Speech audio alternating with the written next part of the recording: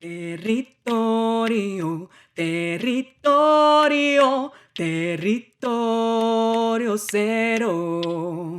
Un mar de incertidumbre debajo de mi ombligo. Viseras danzantes que siempre bailan conmigo. Lengua filosa partida.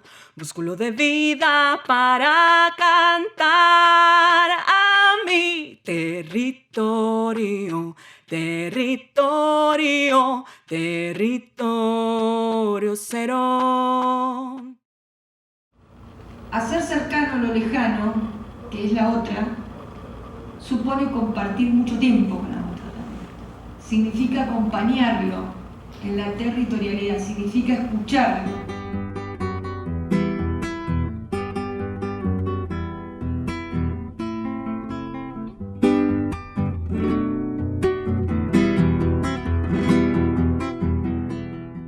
La comunicación popular, el segundo paso que hace, el primero, es la desnaturalización de nosotras mismas, y la segunda es la de abrevar la conflictividad social. Y la tercera es destapar, si hubiera alguna palabra sencilla de decir, es de destapar lo que no se nombra. Esa es la condición de ser histórica de la comunicación popular en América Latina, en Asia Pacífico, en Sudáfrica. ¿Qué quiere decir comunicación popular? Desnaturalizar, destapar, mirar en la opacidad, lo solapado, aquello que no se nombra, y no se nombra no por la voluntad de la otra, sino por el dispositivo, del sistema en el que está inserta o en el que estamos insertas. Mujer, semilla, fruto, camino, pensar es altamente femenino. Bueno, para mí la comunicación popular tiene históricamente una significación muy sustantiva, que es la de evidenciar los conflictos sociales y al mismo tiempo que los evidencia, desnaturalizar las visiones que de esos conflictos se tienen, fundamentalmente por la pauta marcada por la industria cultural y por una sociedad marcadamente patriarcal y colonialista, ¿no? Entonces, el trabajo que hace la comunicación popular es desnaturalizar ese vozarrón hegemónico que hace parte de, no solo del vector medios de comunicación, sino también del sistema educativo, de la lógica de las industrias culturales en general, que moldea la sociedad desde una perspectiva que está más vinculada a los intereses de los que son los dueños del poder y de la plata, y los dueños de hacer que fluya el mercado regulando las relaciones sociales. Entonces, la estrategia que siempre ha perseguido la comunicación popular siempre ha tenido una fuerte impronta política, que es no solo evidenciar conflictos, no es solo desnaturalizar la visión del dominador que existe inclusive en nosotras mismas, sino también producir intervención en ello, ¿no? Insurgencia, producir alteración, creación de nuevos sentidos que estén mucho más vinculados a la palabra libertaria, ¿no? A generar procesos de emancipación donde las mayorías sociales pueden tomar la palabra.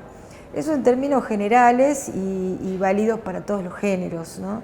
En particular, cuando hablamos de comunicación popular feminista, ahí se le agrega un componente sustantivo que tiene que ver con una voluntad del movimiento de mujeres de evidenciar lo que está solapado respecto de los derechos de las mujeres y la construcción de las identidades culturales de ellas, ¿no? De nosotras, no de ellas, de nosotras.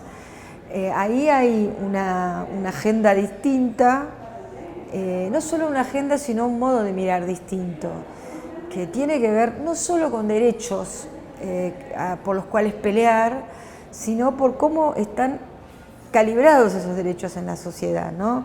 Comunicación popular mira desigualdades y las evidencia. Comunicación popular feminista mira las desigualdades del movimiento de mujeres, que es muy vasto, que no hay solo un feminismo, que hay muchos.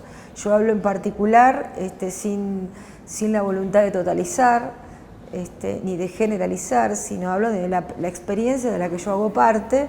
Yo soy comunicadora y me interesa en particular el debate, el trabajo y la producción de contenidos que hace a la voluntad de la comunicación popular feminista.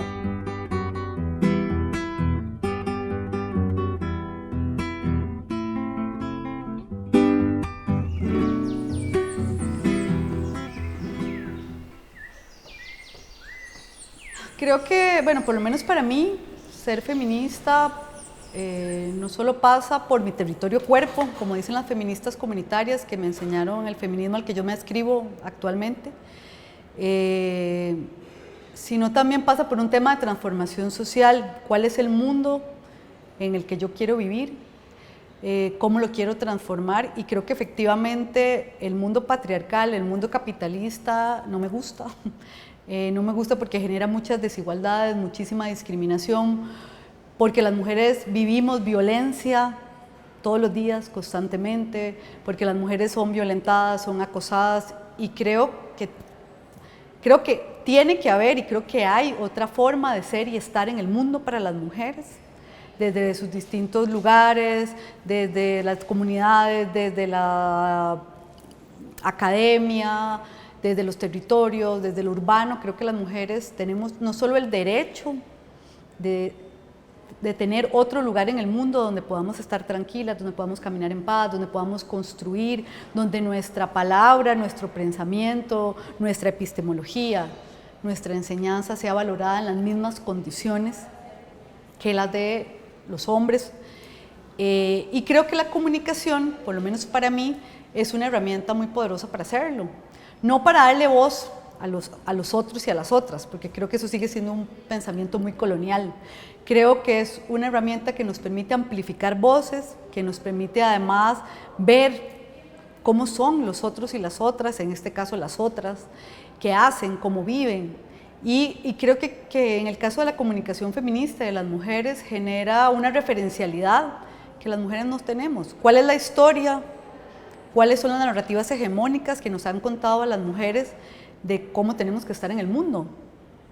Si no nos cuentan otras historias, vamos a seguir pensando que es la única forma de estar en el mundo. Y bueno, estamos aquí primero porque somos mujeres. Y bueno, como lo han dicho las compañeras también, las compañeras zapatistas igual, hemos sufrido lo mismo, pero no igual, ¿no? En diferentes contextos, pero igual como mujeres hemos sido marginadas, oprimidas, reprimidas, golpeadas, maltratadas. Y pues trabajar por construir la paz, la justicia y bueno, ese mundo en donde quepan muchos mundos, ¿no? Es venir a aprender. De la Confederación Nacional de Mujeres Campesinas, CONAMUCA de República Dominicana, un saludo de hermana de la resistencia de las mujeres campesinas y de los hombres del campo de República Dominicana y del Caribe. Por amor a la tierra, madre nuestra ultrajada, unidos fuertemente vamos a recobrar nuestro ser, nuestra historia, marchemos la victoria, se alcanza cuando hay pueblos que quieren caminar. El éxodo es doliente, con sangre va marcando, paso a paso dejando la huella del amor. Talle bribripa, botaye kashkoye tatchoye, senoye buay se kanki mishka. Las mujeres indígenas con las botas puestas seguiremos caminando y luchando por una vida sin violencia en nuestras comunidades. Mishka.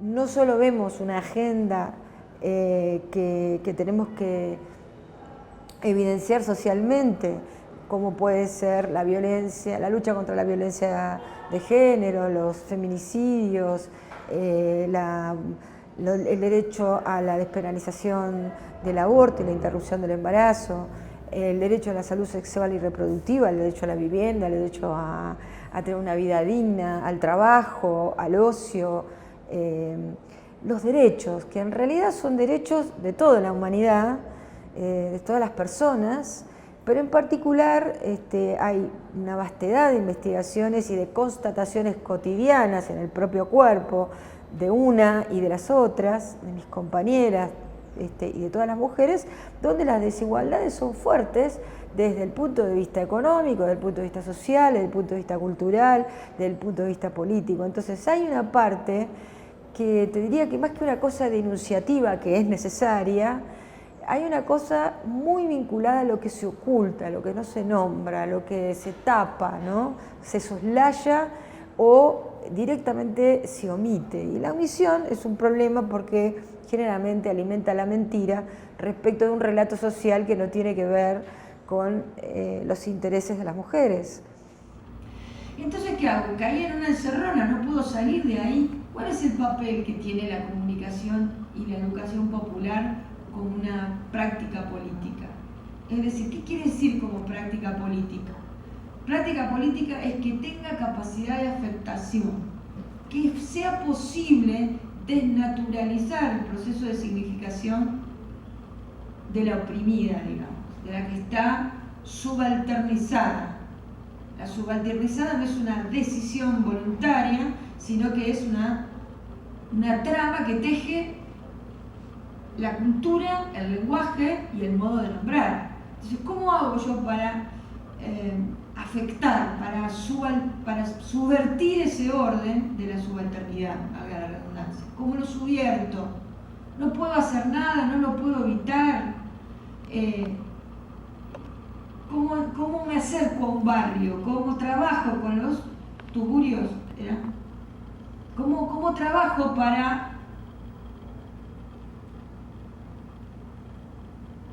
desnaturalizar mi propio etnocentrismo, mi propio razonamiento hegemónico que puede tener, por más feminista que sea, cierta jerarquización del modo de entender la sociedad y la cultura, que no necesariamente la otra lo tiene. De hecho, no lo tiene.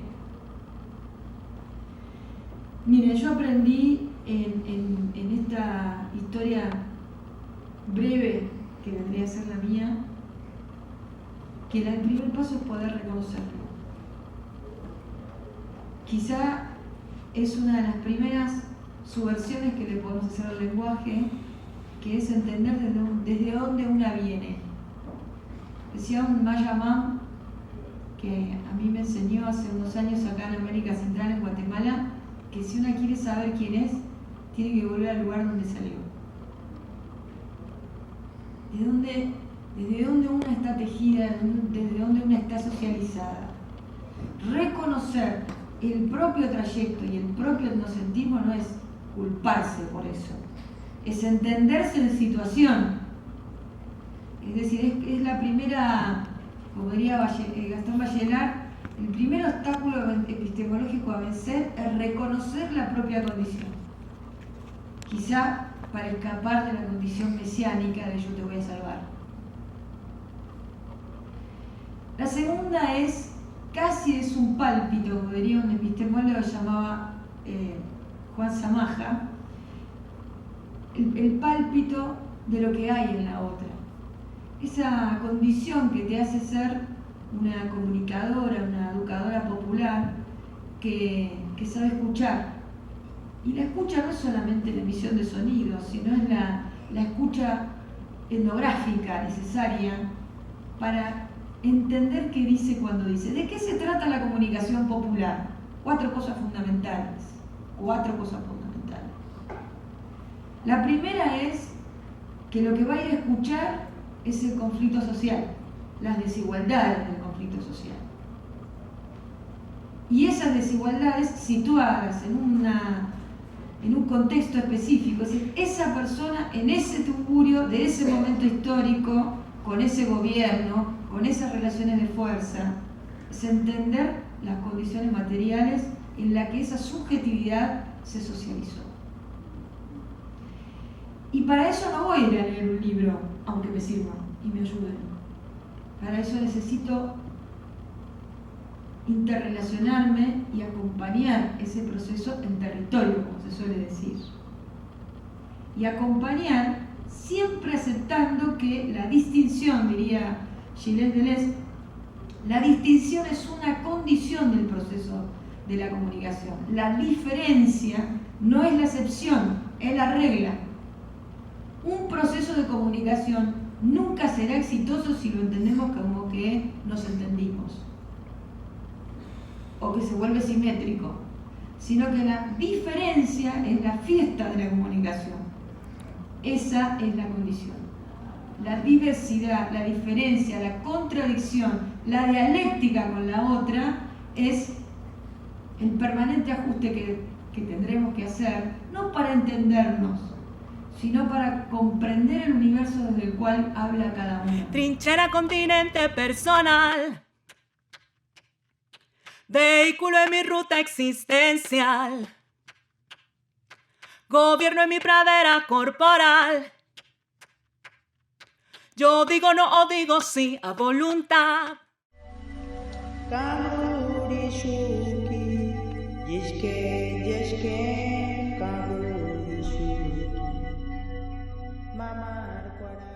Hola, me llamo Adela y hace ya muchas lunas que camino con otras mujeres valientes y trabajadoras, que como yo buscan salir adelante con sus familias y cambiar algunas situaciones que nos afectan en nuestras vidas. Quisiera compartir la historia de mis compañeras bribris y cabécares, sus saberes, sus sentires, su cosmovisión y sus luchas. Bribri con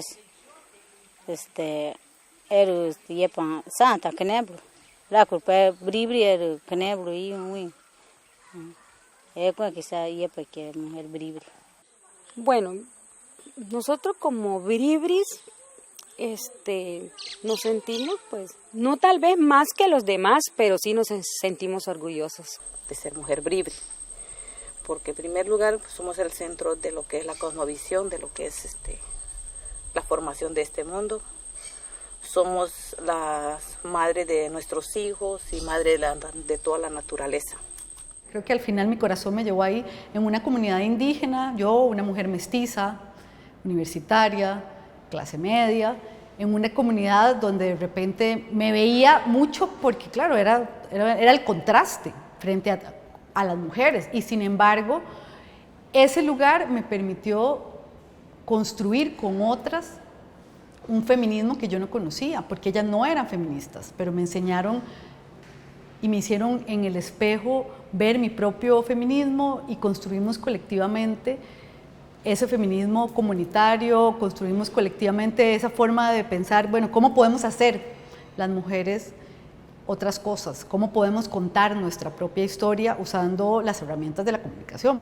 Y bueno, yo metí mi cabeza, al final hicimos 5 talleres de fotografía con las mujeres indígenas, bribris y cabécares. Se llevaron sus cámaras y me mostraron y le mostraron a un montón de gente cómo vivían ellas, quiénes eran ellas. Entonces ahí yo dije, bueno, creo que la cámara no solo es una herramienta muy poderosa para visibilizar y para amplificar voces e imágenes, creo que también es una herramienta terapéutica, porque te devuelve el espejo, y devolverte el espejo es también mirarte y mirar quién sos vos en el mundo, cuál es tu lugar, qué estás haciendo ahí, por qué los hombres están en unos lugares y las mujeres en otros. O sea, yo creo que la fotografía, que el video, que el audio son herramientas muy poderosas.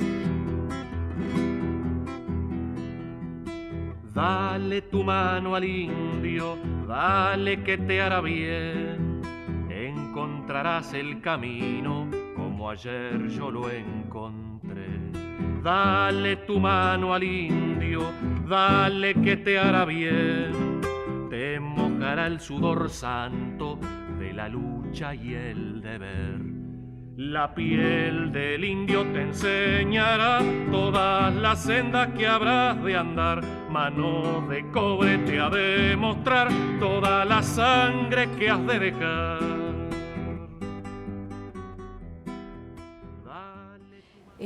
Cuando yo conocí a las compañeras comunicadoras, autónomas, zapatistas revolucionarias en Chiapas, yo hice un documental allá.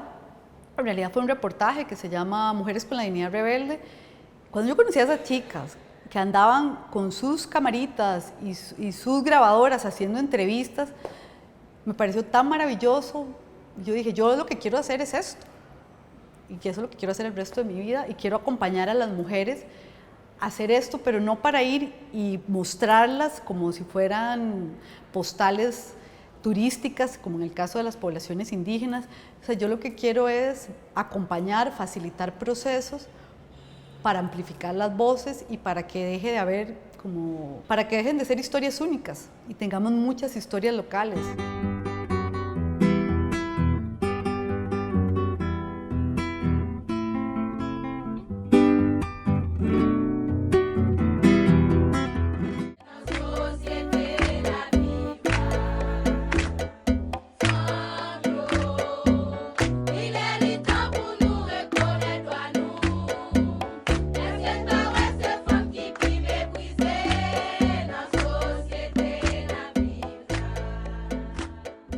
Hay una cosa muy vinculada a lo que se oculta, a lo que no se nombra, a lo que se tapa, ¿no? Se soslaya o directamente se omite. Y la omisión es un problema porque generalmente alimenta la mentira respecto de un relato social que no tiene que ver con los intereses de las mujeres. Y en ese sentido hay aspectos muy fuertes, ¿no? En esa interseccionalidad, como se dice desde hace algunos años, de la raza, del género, de la clase, de la discriminación de todo tipo, ¿no? No es lo mismo pensar y hacer y producir y generar comunicación popular feminista en una urbe que hacerlo en una gran urbe centralizada, cosmopolita, que hacerlo en la ruralidad. Por poner un ejemplo de las distintas territorialidades, en este caso geográficas, pero hay otras territorialidades que son de tipo cultural, que son de tipo política. Dentro de la propia ruralidad hay diversidad. Es decir, ahí te está marcando una manera de entender la comunicación feminista también situada, ¿no? Comunicación popular feminista es comprenderla como una dimensión de los procesos sociales que afectan a unas sujetas en particular, y que esas sujetas también hay que verlas en situación, no solo en una geografía, sino también en una sociedad de discurso, en una sociedad cultural concreta, unos modos de nombrar que tienen y que tenemos, que varían según las trayectorias de clase y de formas de socialidad o de socialización en la que se han armado nuestras propias subjetividades.